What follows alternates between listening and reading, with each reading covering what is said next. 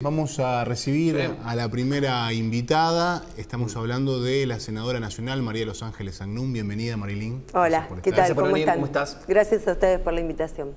Bueno, este tema evidentemente es un tema que no podemos obviar, un tema que vos has planteado oportunamente ante el responsable de PAMI, ante el jefe de gobierno, Marcos Peña. De hecho, hace pocos días, bueno, agradecías porque ya hay un principio de encauzamiento, pero notamos que todavía demoran en ajustarse las fichas para que los abuelos sientan realmente que esto tiene una cierta solución.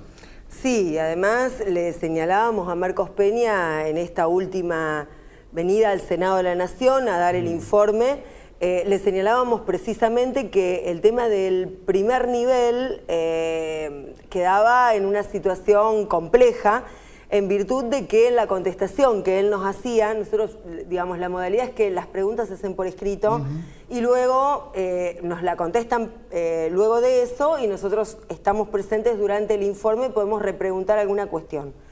En esa contestación, él lo que manifestaba era que el primer nivel para los 9.000 afiliados de PAMI se iba a dar a través del hospital público. Y la verdad que nosotros lo que planteábamos es que el hospital público de la ciudad de Firmat carece de todas las especialidades que se requieren para el caso de los adultos mayores. Yo estuve consultando desde un neumonólogo hasta alguna otra especialidad con la que no se cuenta aquí en el hospital público. Por eso se lo señalábamos y le pedía concretamente que se ajustara la cuestión de las prestaciones. Ahora, en las últimas horas ha surgido esta cuestión con Venado Tuerto, lo cual demuestra que hay algunas cuestiones que se deben resolver rápidamente. O sea, primer nivel hospital, segundo nivel sanatorio Firmat, tercer nivel Venado Tuerto. El segundo y el tercer nivel Firmat es lo que nos habían manifestado. Ahora en un en la principio respuesta. no. Ahora en un principio segundo nivel Firmat, tercer nivel Venado Tuerto. Ahora surgen otras versiones, que yo no sé si son versiones domésticas o son versiones que están amparadas en alguna resolución o en alguna comunicación oficial de PAMI. Un alto empresario del sector de la salud privada me dijo, este convenio es inviable, porque van a empezar a protestar de todos lados. Bueno. Porque aparte, la característica del acuerdo es que no es por cápita, como es en todo el país, sino que para firmar se vuelve por prestación. Y si no puede ser así, pues nosotros vamos a pedir que sea por prestación también. Así es. Esto no hubiera ocurrido si no se hubiera modificado el sistema de prestaciones que estaba llevando adelante el PAMI. Digamos, si no se hubiera modificado, no se hubiera tomado una determinación de volver al sistema per cápita, evidentemente este desacople que está surgiendo ahora no estaría ocurriendo. Por eso nosotros venimos manifestando, desde que recibimos en su momento a los jubilados autoconvocados, a los centros de jubilados, desde que nos hemos reunido con los diferentes actores políticos y sociales de la región, venimos manifestando que esto se resuelve con una decisión política, porque también el cambio de pasar del sistema de prestaciones al sistema per cápita obedeció a una decisión política absolutamente desacertada que ha perjudicado a miles y miles de jubilados. Si a esto le sumamos que además de todas estas cuestiones respecto de las prestaciones, tenemos un corte en cuanto a la provisión de medicamentos gratuitos, se le suma la cuestión de los traslados, más la pérdida del poder adquisitivo de los jubilados, la verdad que estamos en una situación de mucha complejidad.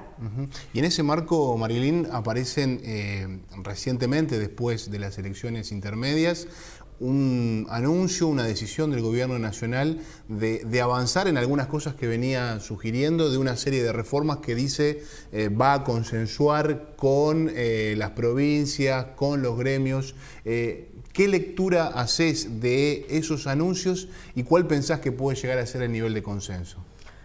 Bueno, en cuanto a los anuncios, han sido anuncios con rasgos o trazos gruesos. Algunos los pudimos tener acceso porque hay un borrador que está, digamos, circulando y que es eventualmente sobre el que estarían trabajando con la CGT, que es este borrador de la reforma laboral. Algunos trazos gruesos de la reforma previsional y de la reforma tributaria se fueron también esbozando, no solo a través de lo que manifestaba hace pocos días el presidente de la Nación en el Centro Cultural Kirchner, cuando recibió a gobernadores, funcionarios, etcétera, sino también a través de las declaraciones, por ejemplo, del ministro Duhovne. En relación a esto, algunas particularidades. Decir que primero no es casualidad que el anuncio se haga el mismo día en que venía la misión oficial del Fondo Monetario Internacional. Yo sostengo que el auditorio de Mauricio Macri en esta oportunidad no eran ni los gobernadores ni los funcionarios que estaban en el Centro Cultural Kirchner, sino que en realidad el auditorio era la misión del Fondo Monetario Internacional, a quien le habló y le dijo: señores, les voy a garantizar el ajuste, vamos a pagar los intereses de la deuda externa en tiempo y forma. ¿Cómo le explica al ciudadano común, que está mirando en este momento, que parte, por ejemplo, de la reforma previsional para los jubilados, parte de la reforma laboral es ajuste? Es simple, quieren bajar el déficit fiscal, y bajar el déficit fiscal para este gobierno es ni más ni menos que ajustar en el sector que mayores recursos públicos requiere. Ese sector que mayores recursos públicos requiere es justamente el sector de los jubilados, es el sector de los adultos mayores. De hecho, hay un informe que se ha dado a conocer hace pocos días del CEPA, mediante el cual se manifiesta que va a haber una restricción de alrededor de 12.000 pesos anuales, cerca de 1.000 pesos mensuales en los saberes de los jubilados. ¿Por qué? Porque han modificado o intentan modificar con este paquete de reformas que lanza el presidente Mauricio Macri el coeficiente de actualización de las jubilaciones. Este coeficiente que era durante nuestros 12 años de gobierno, de alguna manera en el último tiempo era objetado por la oposición diciendo que había que votar el 82% móvil. Bueno, resulta que ahora no solo no vamos a cumplir con la meta que se iba trazando durante los aumentos en estas dos oportunidades anuales, sino que además hay una baja sustancial a la hora de tener en cuenta el monto del pago de los saberes a los jubilados. Si a esto le sumamos los cambios que se vienen en materia de aportes de patronales, por ejemplo en toda el área laboral, de los derechos laborales, hay prácticamente una implosión del sistema previsional argentino, que comenzó allá con la famosa reparación histórica que nosotros no acompañamos oportunamente y que continúa ahora con este blanqueo, este indulto, esta amnistía que se le pretende dar a los empleadores, a las patronales que han evadido los pagos de aportes, los pagos de la seguridad social. ¿En la reforma laboral hay algún artículo que beneficie al trabajador? Ninguno, absolutamente ninguno. El único puede ser el de la licencia por paternidad, que parece una zanahoria que te ponen delante, claro. Pero la verdad que lo que se está haciendo es absolutamente gravoso para los trabajadores. Se está de alguna manera rompiendo todos los institutos que sostienen la historia del derecho laboral argentino. Desde que un trabajador va a poder negociar y renunciar respecto de algunos de los derechos que lo asisten, cuestión que era absolutamente impensada, hasta, por ejemplo, la posibilidad de que no se paguen las horas extras, la posibilidad de que las indemnizaciones se hagan solamente teniendo en cuenta el salario mínimo, sin tener en cuenta ni el salario anual complementario, es decir, ni el aguinaldo, ni lo que se pagan por premios, etcétera, bonificaciones. Por tanto, se reducen sustancialmente también las indemnizaciones. Va a ser mucho más barato despedir a un trabajador. ¿Y cómo es el fondo común ese que se plantea para la indemnización? ¿Cómo sería? ¿Donde aún se plantea algo más perjudicial todavía? Sí, es un fondo, por supuesto acotado, mediante el cual se garantizaría un pago mínimo al trabajador que fuera despedido, pero en realidad se dejarían de tener en cuenta todos estos parámetros que se tienen en cuenta a la hora de liquidar una indemnización. ¿Cuál es el argumento que plantean? Que a través de esta posibilidad y de esta flexibilización se va a poder tomar mayor cantidad de empleados en blanco. Y esto la verdad que es un dislate porque no ha ocurrido, es el mismo argumento que se ha utilizado en la década del 90 con esos contratos, recordarán, esos contratos basura, esos contratos. Yo estaba en la universidad en ese momento y recuerdo que teníamos que estudiar todas las modalidades contractuales diferentes que se estaban incorporando allí en la década del 90, que eran formas de flexibilizar el trabajo. Y la verdad que el empleo no aumentó, por el contrario, disminuyó el empleo, disminuyeron las oportunidades laborales para el conjunto de los argentinos y la verdad que fue uno de los periodos de la historia en que más desocupación y subocupación hubo en la República Argentina. Marilyn, vos en diferentes momentos venís planteando esto de alinear fuerzas con los representantes de los trabajadores. Y acá nosotros siempre marcamos algunas diferencias. Por un lado, lo que está ocurriendo en la provincia de Santa Fe, donde los diferentes representantes de los trabajadores se están juntando, están alineando fuerzas ante esta embestida que se está dando en relación a la reforma laboral. Pero por otro lado, vemos lo que pasa a nivel nacional, donde un montón de gremios que hace 2 años y medio, 3 años atrás, estaban en la calle pidiendo por ganancias, hoy, digamos, permanecen prácticamente en silencio o adormecidos ante esto que vos mencionás. ¿Cómo se hace, digamos, en este escenario? No sé si corresponde preguntártelo a vos, pero bueno, como representante, digamos, hoy de la oposición, digo, ¿cómo se hace para encontrar un espacio donde poder plantarse y marcar las diferencias ante esto que se está dando? Bueno, la verdad que es complejo por esto que vos estás señalando. Hay un disciplinamiento de los distintos sectores del trabajo, del movimiento obrero organizado, no de todos. Yo estoy convencida que, como bien manifestás, el movimiento obrero santafesino que se acaba de constituir, donde confluyen desde el movimiento sindical rosarino a la CTA, ATE, FESTRAM y la CGT con sus distintas regionales de la provincia de Santa Fe, constituye un ejemplo a seguir. Esto de la unidad del movimiento obrero, de comenzar a trabajar sobre ese objetivo.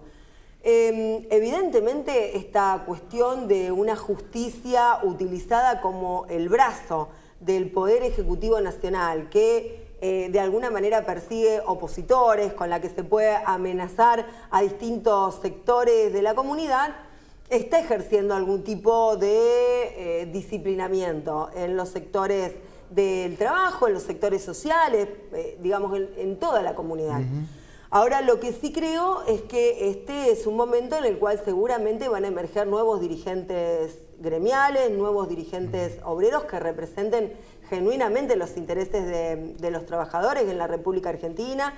De hecho, si ustedes recuerdan, Hugo Moyano fue un emergente de esa década del 90, donde esos gordos de la CGT, que de alguna manera no representaban al conjunto de los trabajadores, tuvieron que dar un paso al costado e irrumpió en la historia argentina una nueva dirigencia sindical. Yo creo que estos son los signos de los tiempos. Habrá que ver cuáles son los dirigentes que están a la altura de las circunstancias. Ahora, también permítanme decirles que dialogo en forma permanente con distintos sectores del movimiento obrero, y son muchos, más de los que nosotros creemos, los sectores que están dispuestos a defender el trabajo, a defender las conquistas, a defender los derechos, de manera tal de mantener un orden dentro de las relaciones sociales y económicas de la comunidad que privilegie fundamentalmente la calidad de vida de las grandes mayorías. Nos hace enseña que tenemos que ir redondeando, pero hay algo breve que quiero preguntarte y te pido que trates de ser sintética en la medida de lo posible, que es cómo será ese proceso dentro del Congreso, digo, en este Congreso que se viene a partir de la elección del 22 de octubre. ¿Cómo va a ser el escenario y esta relación de fuerzas en el Congreso a partir de diciembre? Bueno, va a depender también del posicionamiento de los gobernadores. Ustedes saben que esta reforma laboral previsional también es una reforma tributaria. Esta reforma tributaria va a condicionar a los gobernadores de las provincias argentinas. Yo digo que con esta reforma que se pretende, tanto, por ejemplo, en cuanto al disciplinamiento en ingresos brutos que se le pretende imponer a las provincias argentinas para ganar mayor competitividad de los empresarios, como algunas cuestiones respecto de la coparticipación federal, le van a restar muchísima maniobrabilidad y muchísima decisión política a los gobiernos provinciales. Prácticamente los van a reducir a ser gerentes del gobierno nacional. Por eso es muy importante cuál va a ser la posición de los gobernadores, porque ustedes saben que en el Senado de la Nación están representados los intereses de las provincias. Entonces, va a tener que ver mucho qué es lo que van a plantear los gobernadores, cómo van a instruir a sus senadores para tomar los distintos posicionamientos, y aquí la justicia también entra a jugar un rol. No se olviden que hace pocos días la Corte Suprema de Justicia acaba de dictar un fallo en materia de ingresos brutos, tanto respecto de Santa Fe como respecto de Chaco.